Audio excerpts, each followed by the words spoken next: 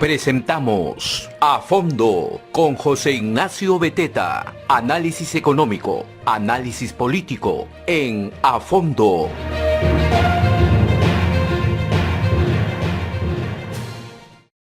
Muy buenos días, soy José Ignacio Beteta, conductor de A Fondo, presidente también de la Asociación de Contribuyentes del Perú. Esta semana que viene es una semana interesante. Para empezar el día de hoy, vamos a ver cómo se presenta el otorgamiento de la confianza al gabinete de Mirta Vázquez. Un gabinete que de frente, de saque, ya llega con ciertas minas, vamos a llamarlo así, con ciertas bombitas de tiempo, como por ejemplo la presencia del ministro del Interior, Barranzuela, la presencia del ministro de Educación, Gallardo, y principalmente porque creo que en este contexto el país lo que necesita es mucha estabilidad, mucha transparencia, mucha seguridad.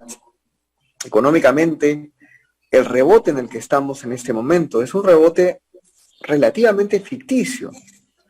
Es como si hubiéramos estado pues tirados en el piso, golpeados, magullados, debido a la pandemia, debido al COVID, y de pronto nos empezamos a poner de pie, de rodillas, medio sucios, ¿no? Con la ropa cochina. Eso es lo que está pasando ahora.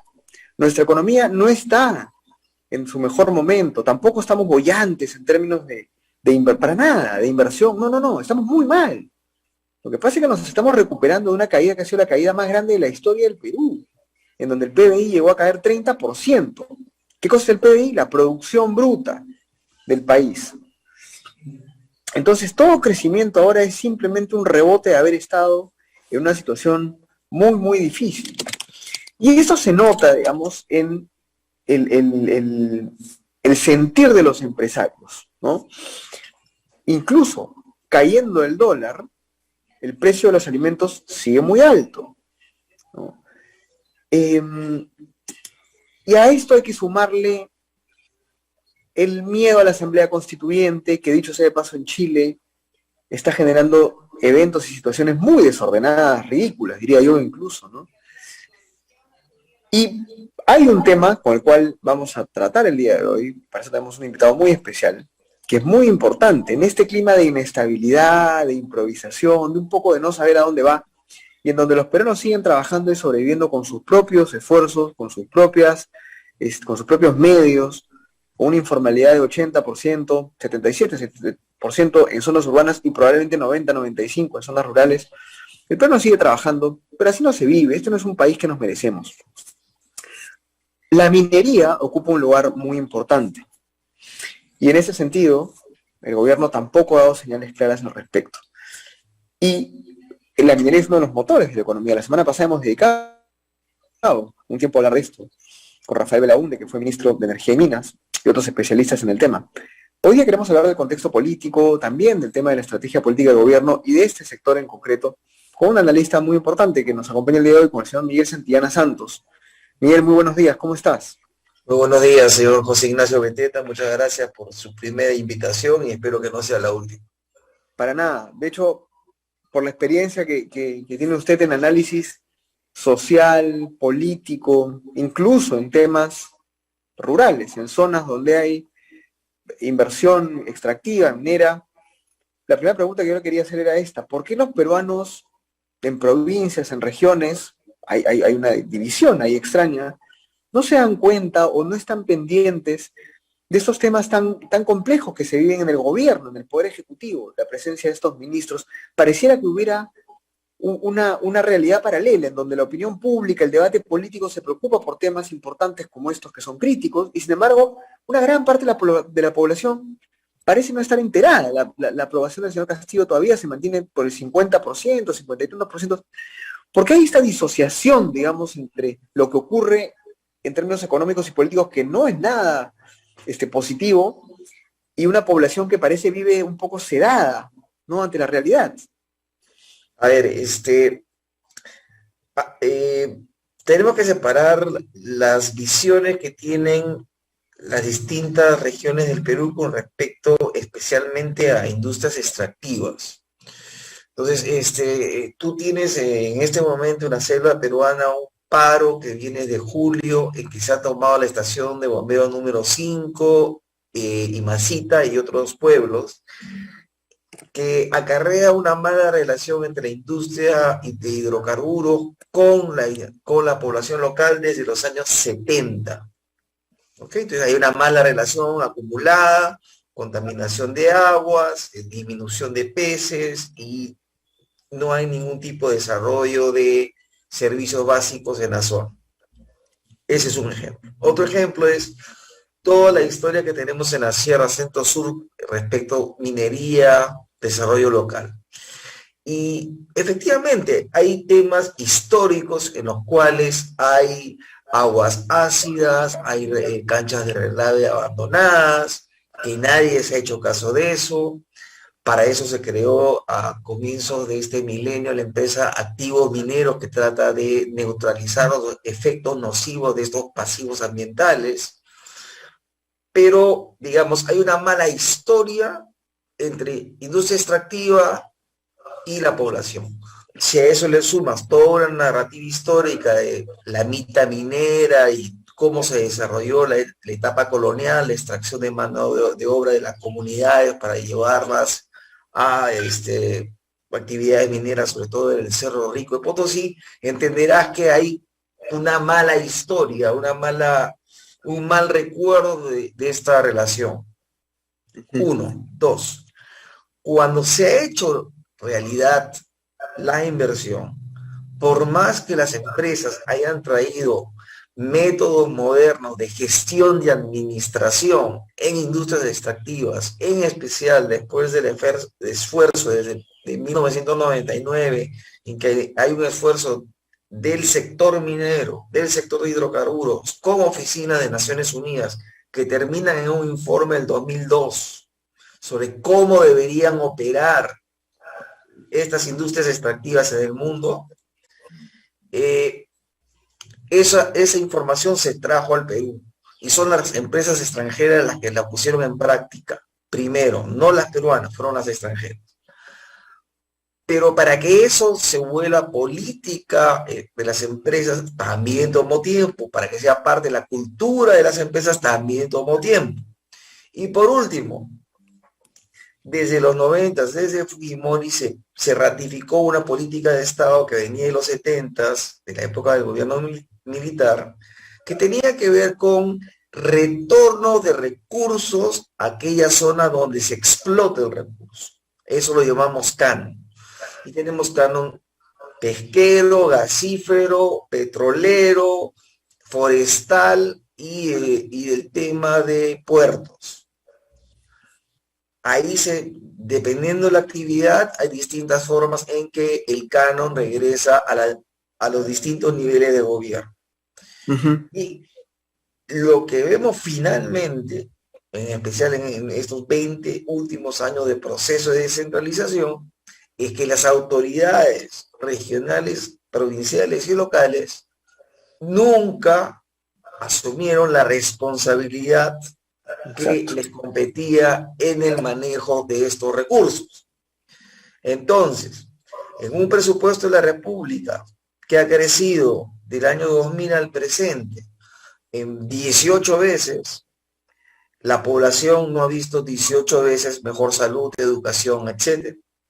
Entonces, lo que claman los que no les gusta la economía de mercado ni la Constitución del 93, como que el modelo fue descubierto desnudo por la pandemia el año pasado y en este año, es una total falacia. Lo que ha faltado es justo la inversión pública en los sectores más necesitados, identificados por la propia población, pero que lamentablemente elige a las autoridades que eligen, sobre todo de izquierda, que son a su vez asesoradas por ONGs de izquierda.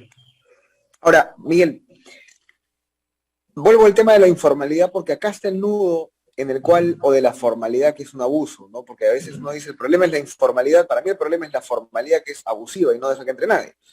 Pero en pueblos de la sierra, en distritos de la sierra, en donde no se pagan impuestos, porque es la verdad, ni siquiera se pagan prediales, arbitrios, 1 de cada 10 peruanos paga impuestos a la renta, no hay un contrato con la autoridad, entonces eliges a quien te da la gana sin pensar, porque no estás poniendo tu plata en la mesa, ¿no? Y termina siendo un poblador, ¿no? Un habitante de un lugar, pero que no tiene ningún tipo de vínculo con una autoridad, que recibe la plata de otro lado y tú sientes que no es tu plata. ¿Cómo hacemos con eso? Porque tú conoces esta realidad y Claro. creo que... ¿Qué hacer con ese tema? El problema es que la estructura tributaria del Perú hace que más de la mitad de los impuestos recaudados por el Estado sean impuestos indirectos. Ahí está todo el tema del selectivo al consumo y en menor medida, mejor dicho, el IGB y en segundo lugar, selectivo al consumo. Pero ¿qué pasa con esto? El selectivo, el IGB se reparte 2% para todas las municipalidades del interior del país. Si no recibieran ese 2%, muchas de las municipalidades no tendrían cómo financiarse, porque no todas las municipalidades provinciales y distritales del país operan en zonas donde hay industrias extractivas para recibir a su vez canon y sobrecanon y regalías. Entonces acá tenemos todo un problema, como tú bien dices, de estructura tributaria y cómo hacerlo sentir al poblador de que si no paga impuestos, ¿con qué cara puede reclamar servicios? De acuerdo. Porque además, la estructura constitucional ha favorecido, para mí de una manera populista, esta idea de que todo tiene que ser gratuito. Educación de calidad gratuita, salud de calidad gratuita. Bueno, eso suena muy bien, pero no hay nada de calidad que sea gratuito. Y por otro lado, también se insiste en industria, en universidad o educación superior gratuita y de calidad. Tú no puedes tener educación gratuita y calidad manteniendo 48 universidades públicas. Así es. Y además teniendo sinsentidos que ahora en Cajamarca, por ejemplo, tiene la Universidad de Cajamarca, la Universidad de Chota y la Universidad de Jaén. Entonces, No, y hemos visto un paro inventado por las comunidades de Ollón, que quieren un instituto, una universidad, que quieren una universidad en Ollón, donde evidentemente no hay pues demanda ni población para hacer una universidad, y han parado la operación por una así universidad. es. Si el mensaje de este gobierno es ir por educación y cultura, educación, ciencia y tecnología, yo de las 48 universidades bajaría 5, 6 y las haría muy competitivas con profesores de alto nivel, los laboratorios que se requieren y la educación, el quien entra ahí, entra por examen. Y si no tiene los recursos, se le da una beca. Pero es un imposible lo que están tratando de decir, que los 270.000 alumnos que acaban los colegios todos los años, todos ellos entren gratis a la universidad, porque la capacidad que tienen las universidades públicas y privadas de aceptación de alumnos por año está entre los 60.000 y 65.000. Claro. Entonces no tiene... Ahora, avanzando un paso más, han pasado 100 días de gobierno y del primer gabinete fue... Disculpa, ¿de qué gobierno? ¿Ah? ¿Qué gobierno? Bueno, administrativamente legal gobierno de turno, Bueno, que... No. Ahora, este holograma, porque lo que hay, yo no veo cuál es la política de nada. Simplemente hay una inercia, pero lamentablemente esa inercia se ha chocado con dos temas, uno interno y otro externo. A nivel internacional hay una crisis financiera de proporciones bíblicas que se nos viene encima. El tema de la pandemia no solamente ha generado todo un problema de demanda internacional y problemas logísticos en las cadenas de suministros. Ha habido una afectación en la cantidad de comida cosechada a nivel mundial por temas de cambio climático. Hay todo un tema de elevación del costo del barril de petróleo porque hay reactivación económica en muchas zonas y esa reactivación económica no puede ser sustentada con energías renovables. Es muy bonito ser verde, pero demasiado costoso y no hay forma en que tú puedas construir plantas de eólicas o solares que reemplacen termoeléctricas en el corto plazo. Por eso tienes que un barril de petróleo que esté en el 80, 85 y con miras a fin de año a costar 100, 110 dólares barril. Por lo tanto, tienes un mayor costo de energía que se va a transmitir en un país con déficit en balance de hidrocarburos como el Perú, en mayor costo de gasolinas, diésel y gas licuado de petróleo para las amas de casa.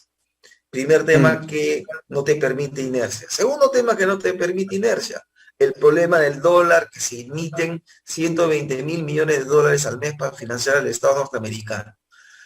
A la audiencia es como si Alan García del año 85 gobernara Estados Unidos.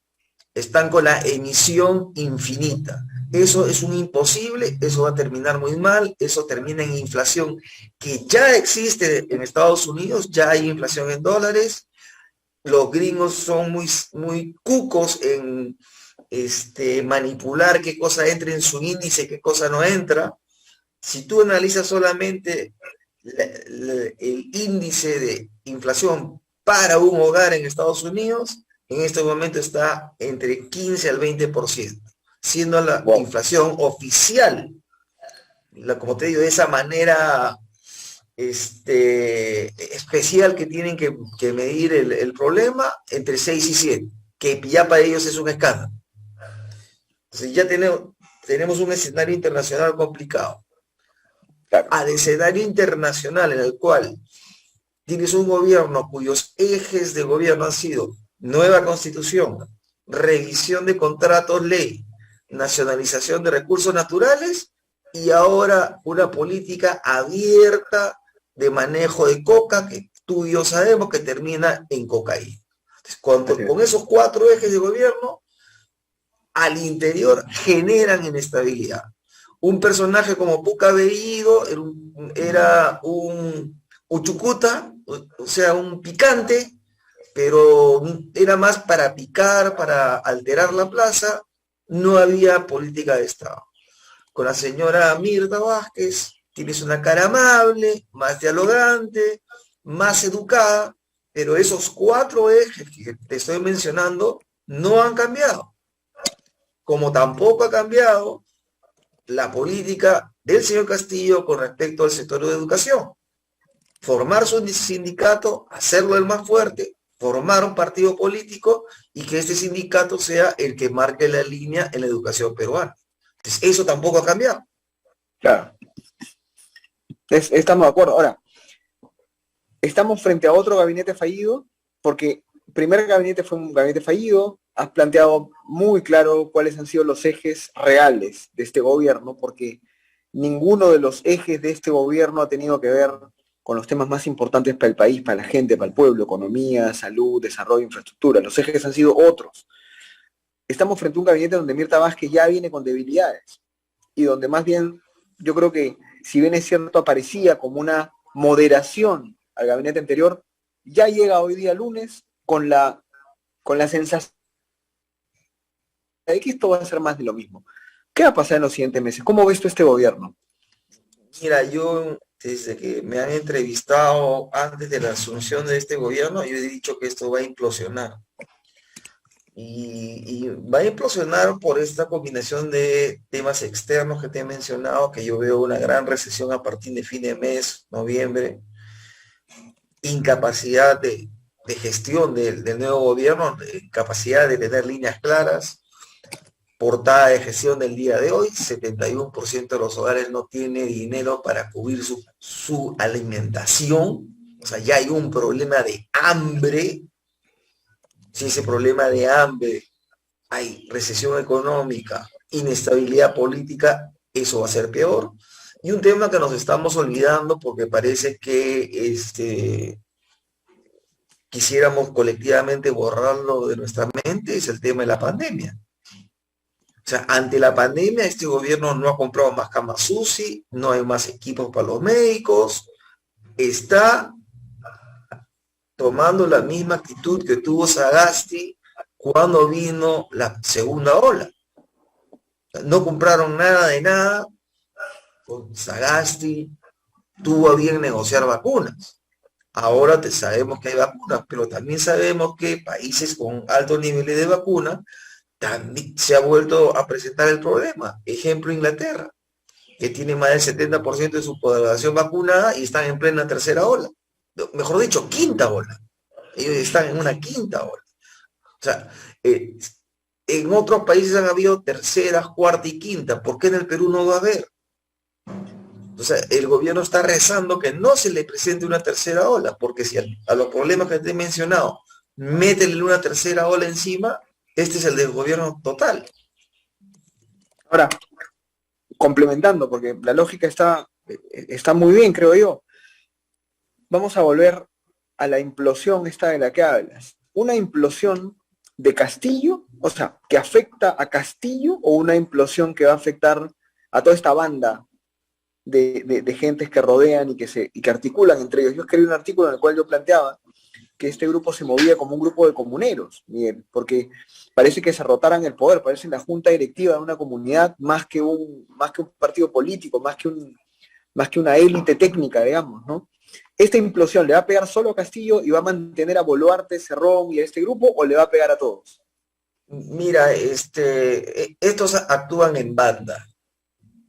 ¿Ok? Esto es, a ver, debe quedar claro que este gobierno tiene para mí dos líneas bien claras y de ahí tiene gente en la banca. Me explico. El centro neurálgico es Perú Libre, que es el socialismo del siglo XXI, cuyo embajador en el Perú es el señor Cerrón. Eso es, digamos, esa fue la columna vertebral para la gestión de la campaña y el sustento ideológico de qué es lo que querían hacer como plan de gobierno. Un segundo nivel está Conares, SUTEP, Movadef, Sendero Luminoso, en el cual participa el señor Castillo, el cual el primer acto del señor Maraví como ministro de Trabajo era reconocer el sindicato FENATEP, que a su vez está recolectando firmas para hacer partido magisterial, que sería el partido del señor Castillo. Pero ahí tenemos a Juntos por el Perú, que Verónica Mendoza, que es una típica parásita de la política peruana, porque dentro de la propia izquierda ella siempre va a un grupo que tenga inscripción y quiere parasitar el grupo para ella ser la jefa. No sé si te has dado cuenta de ese comportamiento. Lo quiso hacer con Arana, lo quiso hacer con el señor Yehude Simón, se lo quiso hacer a Cerrón, etcétera, etcétera.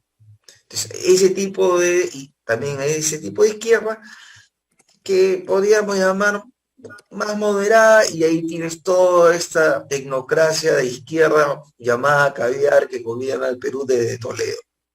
Entonces, todo ese grupo va a fracasar. O sea, y va a fracasar porque ante la magnitud de los problemas que te estoy mencionando, no tienen capacidad de gobierno.